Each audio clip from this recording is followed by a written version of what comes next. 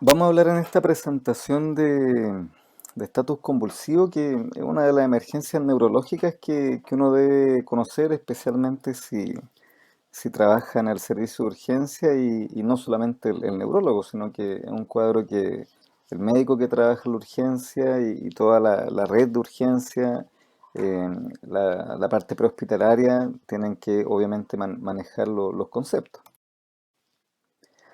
Bueno, ¿cuál es el concepto de fondo? El concepto de fondo es que se pierde la homeostasis cerebral en el sentido de que se producen crisis convulsivas que se repitan en el tiempo en forma muy repetida y que después de cierto tiempo que se ha establecido, ¿cierto?, por experimentación de animales de laboratorio, 30 minutos, ya se produce daño cerebral, se produce una necrosis laminar.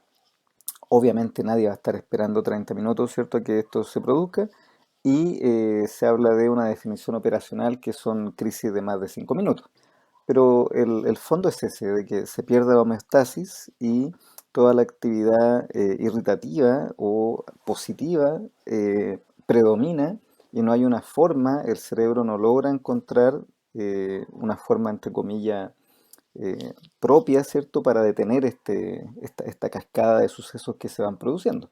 Y obviamente ahí tenemos que actuar.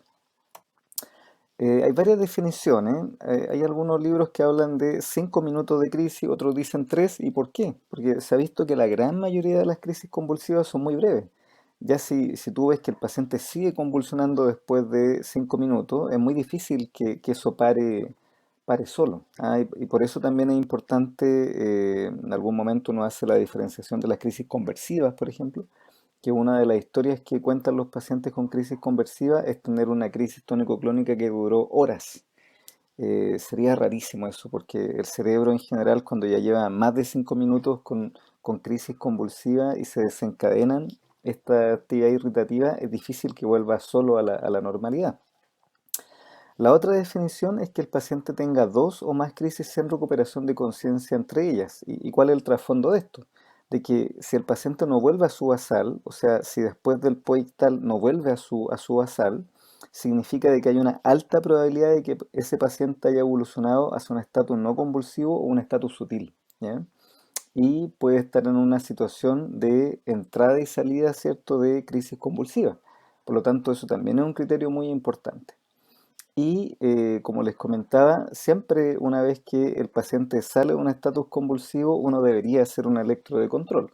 No en el momento, por supuesto, porque lo más importante en el momento es el tratamiento, sino que me refiero a una vez que salen los pacientes, ¿ya? Especialmente cuando el paciente está comprometido de conciencia o se tuvo que llevar a compromiso de conciencia por el manejo, siempre hay que después hacer un control con electro, idealmente. Acá aparece la definición de la Liga Internacional, ¿cierto?, contra la epilepsia, que habla un poquito de lo mismo, ¿no? De que hay un tiempo donde se produce ya cierto daño cortical y obviamente no vamos a esperar ese tiempo. Va a depender si es una crisis tónico-clónica o es una crisis focal. Cambian los tiempos. Ya, por ejemplo, tienen que ser más de 60 minutos si es focal o más de 10 minutos como definición operacional. Y también las crisis de ausencia también tienen tiempos distintos, ¿ya? Nosotros en general para la parte clínica y en servicio de urgencia nos quedamos con lo primero, ¿no? Con los 5 minutos como definición operacional. Y bueno, hay varias clasificaciones, está el estatus epiléptico convulsivo, está el parcial o focal, ahora se dice focal, ¿cierto? Y están los no convulsivos. Ojo que en general, cuando uno está en la urgencia, llegan los pacientes, uno ve más los casos que son convulsivos, o generalizados, o focales. En cambio, los pacientes con estatus no convulsivo generalmente son pacientes que tienen un daño cerebral o que tienen alguna condición médica grave, y esos pacientes se ven más en unidades de paciente crítico, paciente que está en medicina y que no sale de su estado confusional, etcétera. ¿Ya? Y eso la verdad que es muy importante porque el estatus convulsivo es un diagnóstico clínico. Por lo que te cuenta el acompañante o el SAMU, uno define claramente el estatus convulsivo, el paciente está convulsionando, generalizado o focal. En cambio, el estatus no convulsivo es un estatus que hay que ir a buscar. porque requiere un electroencefalograma, ¿cierto?, para su diagnóstico. Y le insisto, uno en la urgencia ve más el número uno, el número dos, y en paciente ya hospitalizado, en paciente crítico o en otro servicio por otra causa, uno ya puede encontrar los estatus no convulsivos si es que lo sospecha, por supuesto. ¿Cuáles son las causas más comunes? Fíjense que una causa muy común son los niveles bajos de niveles de fármacos, o sea que el paciente no se esté tomando los medicamentos. Otra causa que no es menor son los accidentes vasculares, que uno no lo tiene tan claro. Y el abuso de alcohol, de drogas, el daño hipóxico-isquémico también es muy importante, los trastornos metabólicos, pacientes sépticos, ¿ya? Y como vamos a ver en la parte más final de la clase, cuando yo hablo de un estatus refractario, ahí tengo que agregar todas las causas inmunológicas, encefalitis autoinmune, por ejemplo, y lo paraneoplásico. Y acá hay un esquema bastante clásico, ¿cierto? Donde aparecen los receptores GABA, aparece, ¿cierto?, el glutamato y como ustedes saben, los receptores GABA son inhibitorios, ¿ya? Entonces, ¿qué es lo que ocurre en un estatus? De que los receptores GABA se van endocitando y por lo tanto se va perdiendo la capacidad de inhibir, ¿cierto?, este sistema. Incluso la benzodiazepina en un comienzo actúa muy bien, pero una vez que empiezan a bajar los niveles de receptores GABA, empiezan a ser menos efectivos. Y ahí tenemos, ¿cierto?, todos los casos de refractariedad al estatus y que requiere ya, por ejemplo, el uso anestésico. Entonces, es muy importante tener este concepto de que empieza a ocurrir una predominancia de toda la circuitería positiva por sobre la inhibitoria o negativa. Y eso, mientras más tiempo pasa, es más difícil de cambiar. ¿Por qué? Porque como aparece en esta otra diapositiva, a medida que va pasando el tiempo van habiendo cambios en proteínas que se van fosforilando, van habiendo cambios en receptores que se van endocitando y finalmente hay cambios a nivel de transcripción de RNA y de ADN. Por lo tanto, independiente del detalle, por supuesto que no es el momento aquí de verlo, pero sí el concepto de que un estatus convulsivo se forma una especie de círculo vicioso y que mientras más tiempo pasa el paciente, la corteza del paciente en ese estado vicioso, es mucho más difícil cortarlo.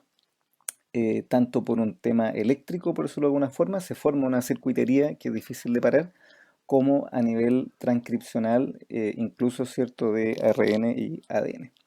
Entonces, muy importante una vez que uno sospecha un estatus convulsivo, actuar rápidamente y cortar este circuito, sea el nivel que sea. Si yo estoy en un SAPU, si yo estoy en un servicio de urgencia, si yo estoy en un servicio de neurología, donde sea, siempre tengo que tratar de cortar esto lo antes posible una vez que lo sospecho.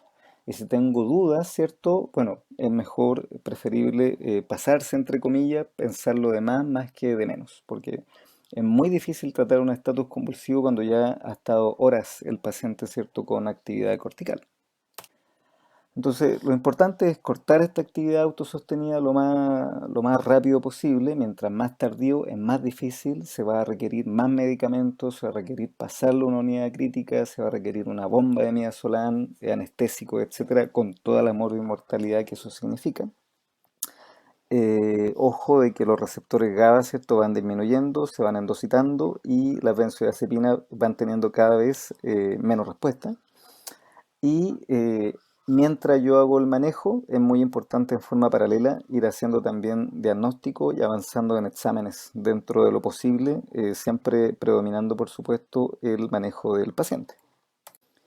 Entonces, bueno, está el manejo prehospitalario, el diazepam rectal, por ejemplo, una muy buena opción si es que no tengo alguna otro medicamento, alguna otra vía, el ABCDE, un hemoglucotest, siempre, ¿cierto? Hay pacientes que por hiperglicemia o por hipoglicemia pueden tener convulsiones. Mientras se están pasando medicamentos, también, ¿cierto? Al mismo tiempo, uno va organizándose para tomar exámenes del paciente. Si es que el paciente ocupaba algún antiepiléptico y yo logro sacar la información con los acompañantes o con el familiar, obviamente pedir los niveles plasmáticos. Si es que tengo posibilidad de droga, ¿cierto? También. Eso sería obviamente lo ideal. Desgraciadamente muchas veces el paciente no llega con mayor información, viene solo o los familiares no tienen mucha información. pero sería lo ideal. Pero obviamente siempre pedir los exámenes generales. ¿Ah? Cómo están los electrolitos, cómo está la crea, prueba de coagulación por si hubiera que hacer alguna eventual punción lumbar, por ejemplo. O sea, mientras le estoy pasando medicamentos, que son los que vamos a ver a continuación, también estar haciendo exámenes, ¿cierto?, por una línea paralela.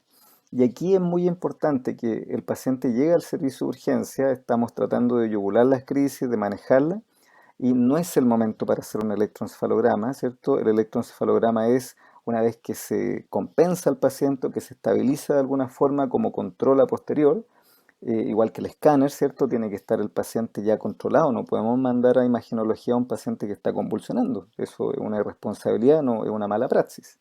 O sea, tanto el electro como el escáner es una vez que el paciente ya está compensado, independiente de que yo sepa de que tiene toda la signología, por ejemplo, de algún daño cerebral, o independiente que yo sepa, ¿cierto?, que tiene un TEC de alta energía. Bueno, primero hay que compensar al paciente, tratar de sacarlo del estatus, o por lo menos, ¿cierto?, tenerlo sedado, y ahí recién hacer estos exámenes. Eso es muy importante, ¿ah? Porque se han visto casos de pacientes convulsionando en el escáner, eso no puede ser. Bueno, siempre tener a mano la posibilidad de intubación orotraqueal, ¿ya? Tanto porque el paciente puede quedar comprometido de conciencia después de las crisis o con las crisis, y además, ¿cierto?, por los fármacos que vamos a ocupar. Y también tener claro cuál es el flujograma si es que el paciente requiriera manejo en UPC, ¿ya? Insisto, el tema del escáner una vez estabilizado, porque realmente se han visto desastres en ese sentido, y que el paciente se para en el escáner, o tiene algún compromiso, ¿cierto? Por no haberlo compensado bien y haberlo enviado, ¿cierto?, convulsionando a la imagen. Y obviamente que el tema de los antiepilépticos, como vamos a ver después, es importante, pero siempre tener claro de que si falla el primer fármaco antiepiléptico, el segundo, la verdad es que responde un poco, y el tercero otro poco. Entonces, si ya el primer antiepiléptico que está entregando falló, obviamente uno intenta con otro fármaco, pero uno ya se pone en la posición de que el paciente va a requerir probablemente algún manejo en UPC, ¿cierto? Un manejo terciario con una bomba de midazolam o con anestésico, ¿ya? Y bueno, como les comento, siempre hay que ir viendo las complicaciones metabólicas, infecciosas, eso tiene que ir lo más paralelo posible, pero ¿qué es lo importante? Primero, ocupar benzodiazepina. ¿Cuál es la benzodiazepina que se debe ocupar? Bueno, la que esté más disponible, más rápido disponible. Si yo tengo midazolam en el servicio de urgencia que estoy trabajando, bueno, ocupar midazolam. Si tengo lorazepam, ocupar lorazepam. Siempre tratar de ya tener más o menos claro cuál es el medicamento que tengo más a disposición. El midazolam, la gracia que tiene es que puede ser intramuscular, ¿cierto? Pero la verdad es que entre midazolam y lorazepam tienen respuesta efectiva más o menos parecida. Después, ya como una segunda línea, se ocupan los antiepilépticos, que como vamos a ver después en un paper que salió relativamente reciente en el New England, no hay mayor diferencia. De nuevo, hay que tener lo que esté más disponible, salvo que tenga alguna contraindicación mayor, por ejemplo, que el paciente tenga alguna cardiopatía manifiesta, o los antecedentes. Obviamente, si tengo la opción de darle levetiracetam, se lo voy a dar, porque la fenitoína da mucha alteración cardíaca. El fenobarbital, si es que voy a pasarlo, siempre tener claro de que me va a dar una depresión respiratoria mucho mayor que con el resto de los antiepilépticos. La fenitoína se ocupa bastante en servicio de urgencia porque no da compromiso respiratorio, ¿cierto? Eventualmente el paciente no va a ir a una intubación, pero ¿qué es lo que hay que tener ojo? Siempre pasarlo muy lento, por lo menos 30, 45 minutos, ¿cierto? No más de 50 miligramos por minuto, porque puede dar hipotensión, puede dar alteraciones del ritmo, y la verdad es que pasarlo en bolo es un desastre. O sea, las veces que han habido errores en ese sentido, el paciente se para y puede fallecer. Así que la fenitoína tiene un uso muy, muy extendido, y hay que ocuparlo, ¿cierto? Lo que está más disponible en general, pero siempre ocuparlo en forma lenta, y con monitorización cardíaca.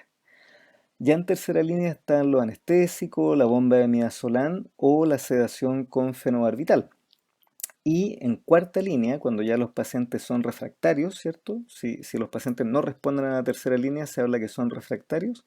Hay que dar algún tipo de tratamiento inmunomodulador, plasmaféresis, inmunoglobulina, corticoide, porque ahí ya empiezan a ser bastante importantes las causas inmunológicas, encefalitis autoinmune, por ejemplo, o ponerse a buscar algún cáncer, porque también puede ser alguna manifestación paraneoplásica. Y en casos ya donde hay un estatus inmanejable, hay casos, ¿cierto? Cada vez menos, por supuesto, de lobectomía o callosotomía, y bueno, eso obviamente son casos muy excepcionales que hoy día se ven poco.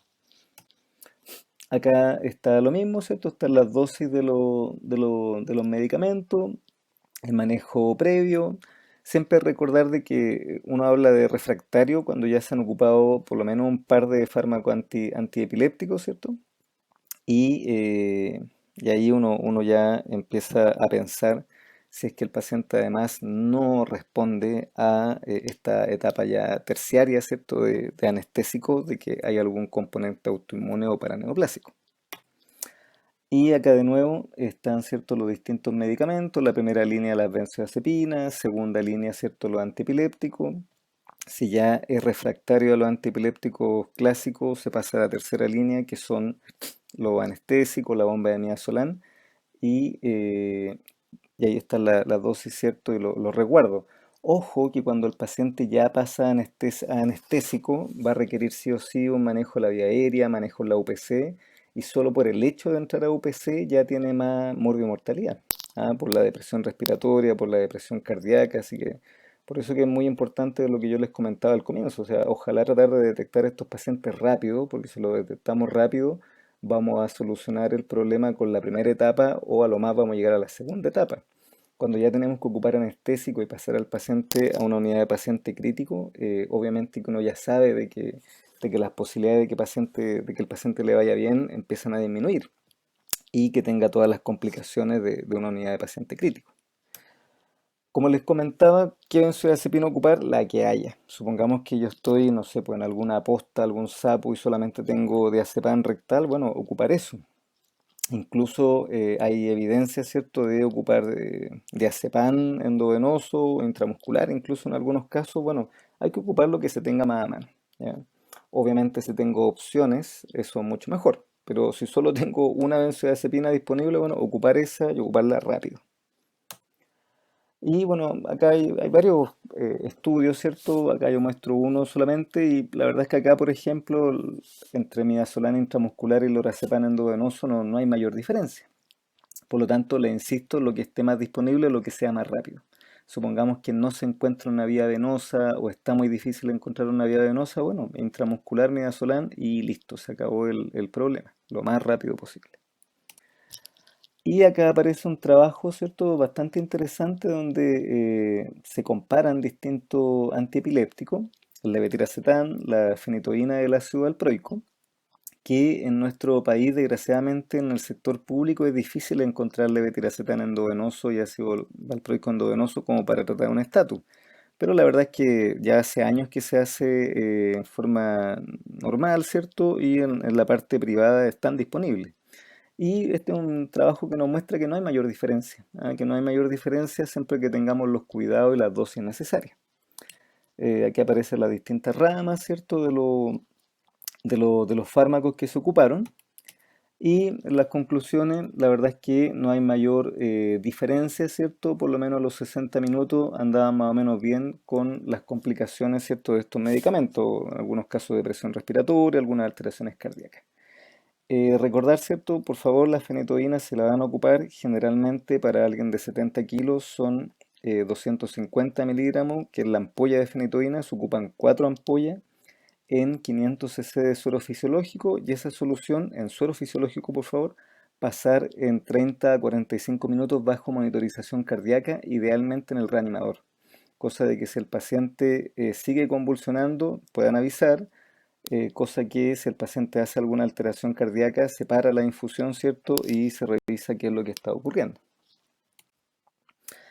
Acá aparece en la guía GES algunas cosas que son, yo diría, controversiales, ¿no? De que aparece este tema de solicitar algunos exámenes que son bastante variables.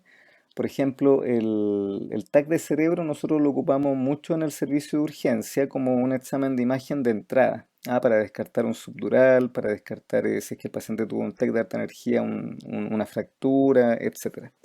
Generalmente cuando el paciente llega a la etapa 1 y 2, o sea, con benzodiazepinas o con antiepiléptico, el paciente anduvo relativamente bien, un escáner es una muy buena ayuda.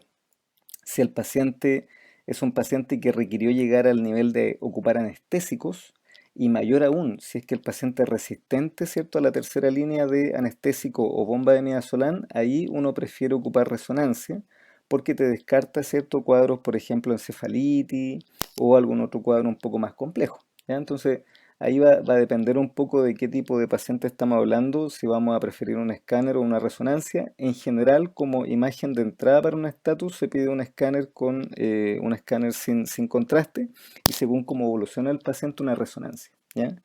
Si el paciente no evoluciona bien, por supuesto que una resonancia es muy importante.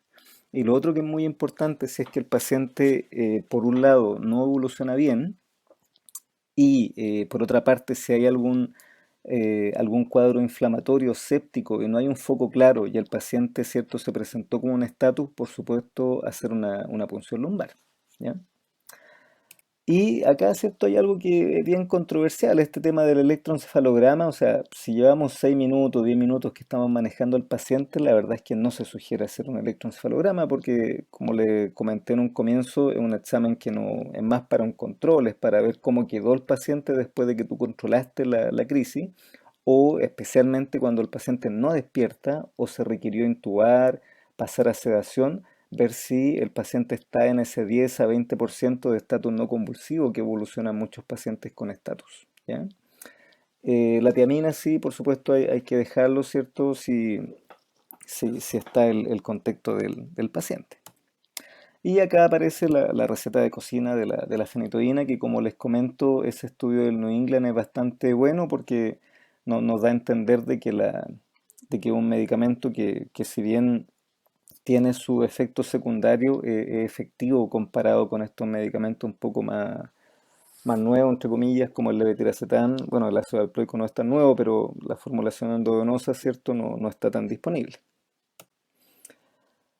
Y bueno, acá lo mismo, y acá sí, ¿cierto? Acá dice control de electroencefalograma, ya obviamente cuando ya el paciente lleva un buen rato con el estatus, ¿cierto? Y de alguna forma lo hemos yugulado, o el paciente ha tenido que estar con sedación y queremos ver cómo quedó la actividad cerebral, bueno, ahí sí, pero en un segundo momento, insisto. Bueno, ¿qué es un estatus refractario? No responde al uso de benzodiazepina, no responde a dos fármacos antiepilépticos y ahí uno pasa a manejo ya de UPC, una bomba de midazolam, o se ocupa también el fenobarbital, que produce es muy efectivo, ¿cierto? Pero da mucho compromiso respiratorio, sí o sí hay que intubar ese tipo de paciente. Y obviamente cuando el paciente ya pasa la UPC y ha sido necesario someterlo o a la bomba de midazolam o a anestésico o a sedarlo con fenobarbital, ahí por supuesto que el electroencefalograma es muy importante. Y si ese paciente tiene un escáner normal que no nos explica por qué está siendo refractario, por supuesto que hay que hacer una resonancia, pensando especialmente en una encefalitis, que puede ser una encefalitis herpética, ¿cierto? O puede ser una encefalitis autoinmune. Generalmente las encefalitis autoinmunes se ven poco en la resonancia, ¿ah? En cambio las herpéticas sí se ven bastante claras. Pero el tema es que a este nivel ya hay que hacer una resonancia. Y el estatus súper refractario es cuando no responde anestésico y se retira la bomba de midazolam, se retira los anestésicos y vuelve a tener crisis. Y aquí, como les digo, esto ha ido creciendo con el tiempo, se tiene cada vez más información.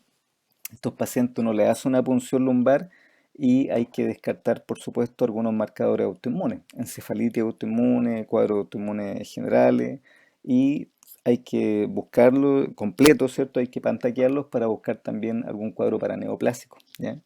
¿Cómo se llama este tipo de cuadro tan específico? Se llama síndrome de Nors, que es un estatus convulsivo refractario de novo y como les comento, ¿cierto? En este tipo de casos hay que sí o sí ir a buscar lo autoinmune, encefalitis autoinmune, hay que sí o sí ir a tratar de buscar lo paraneoplásico para ver qué opciones puede tener el paciente. Es una situación, por supuesto, muy, muy grave. Y bueno, el estatus no convulsivo, siempre se habla que no es tan grave como el convulsivo porque no tiene toda la repercusión metabólica que tiene un estatus convulsivo. La acidosis láctica, los trastornos cardiorrespiratorios, ¿cierto? La destrucción muscular, etcétera. Pero la verdad es que la letalidad igual sigue siendo bastante alta. Así que de todas formas es un cuadro que hay que sospechar y una vez que se sospecha, de nuevo, este concepto de tratar de parar esta actividad viciosa lo antes posible. ¿Y qué es lo fundamental acá? Que aquí, una vez que uno lo sospecha, sí o sí, hay que pedir un electroencefalograma. ¿Y cuáles son las situaciones para sospecharlo? Bueno, un paciente confuso, que ha pasado ya mucho tiempo, más de lo que uno esperaría para la causa de su cuadro confusional, ¿ah? Una neumonía, y el paciente está confuso y persiste confuso, incluso con cierto sopor medio, profundo, y no sale, a pesar de que metabólicamente y sépticamente ya está bien. Ahí hay que sospecharlo. También hay que sospecharlo en pacientes, especialmente compromiso de conciencia, que no hay una causa clara. Pacientes que tienen daño hipóxico isquémico también hay que pensarlo y ir a pedir este examen, el electroencefalograma, que además es un examen que es fácil y relativamente rápido de hacer sin efectos secundarios. ¿Y qué es lo que hay que recordar? Que en estatus de ausencia hay que evitar fenitoína y fenobarbital y en un estatus mioclónico, que es muy clásico de ver, por ejemplo, en una encefalopatía hipóxico-isquémica, también se evita la fenitoína y el fenobarbital porque exacerban, se exacerba la ausencia, se exacerba el estado mioclónico. Entonces aquí, ojo, porque la fenitoína, que es de tanta ayuda en el estatus convulsivo, en este caso, ¿cierto?, puede ser deleterio. Y bueno, aquí hay varias clasificaciones, ¿cierto? De los estatus no convulsivos, focales, generalizados. La verdad es que no es la idea tener tanto el detalle, pero sí el concepto de que requiere un electro y que, por ejemplo, la fenitoína uno debería tratar de evitarlo. Y acá lo mismo, ¿cierto? Hay distintos tipos de estatus de ausencia, la ausencia es típica, atípica, estados, qué sé yo, parciales que ahora se dicen focales, que tienen cierto compromiso de conciencia. Y ojo con lo último que aparece acá, que es el estado sutil. ¿A qué se refiere esto? De que el paciente tiene alguna manifestación motora, pero la verdad es que uno tiene que estar ahí un buen rato mirando al paciente, observándolo para poder ver. ¿Y qué es lo que uno puede encontrar? Bueno, puede encontrar movimientos oculares, versión de la mirada, puede encontrar algún espasmo facial, una hemiclonía, ¿cierto? Alguna mioclonía menor en las piernas, en los brazos. Por eso que es muy importante descubrir al paciente y verlo un buen rato, porque la verdad es que muchas veces estos pacientes llegan al electroencefalograma, uno ve que tiene actividad en el registro y uno se fija clínicamente de que hay una clonía facial, de que hay algún movimiento y que antes no fue consignado por el clínico. Entonces ahí hay que darse un poquito de tiempo para ver eso. Acá un poco lo mismo, ¿cierto? Aquí algunas sugerencias, pero siempre recordar el tema de la fenitoína y el fenobarbital que hay que tratar de no ocuparlos porque pueden exacerbar la ausencia o la mioclonía. Y bueno, ¿qué podemos decir como conclusión? Que el estatus convulsivo es una patología tiempo dependiente. Mientras más rápido soy capaz de tratarlo, el paciente va a andar mejor. En forma conjunta, yo tengo que ir tomando exámenes, ir viendo los niveles plasmáticos, ir viendo que no tenga hiponatremia, ir viendo que no esté séptico, etcétera. Pero los exámenes de imagen y electroencefalograma se hacen una vez que el paciente ya está compensado, ¿ya? El manejo muchas veces tiene que ser en la UPC, tanto por el estado del paciente como por el manejo de la vía aérea. Y por favor siempre recordar cuando yo tengo un paciente que está en UPC, que tiene un cuadro refractario y especialmente cuando no hay una explicación estructural que me explique esto, ¿cierto? No es que el paciente tenga un infarto cerebral muy grande, no es que tenga algún tumor que le esté provocando esto, etcétera. En esos casos puede ser que esté frente a este cuadro de NORS y que deba tratar o por lo menos hacer los esfuerzos para hacer un estudio de encefalitis autoinmune o estudio paraneoplásico y en el peor de los casos, si yo no tuviera para hacer este tipo de estudios, bueno, embarcarme viendo que es un paciente grave y que no sale de esta situación y que tiene mal pronóstico, se pueden hacer tratamientos, ¿cierto?, con plasmaféresis, inmunoglobulina o corticoides, en el peor de los casos.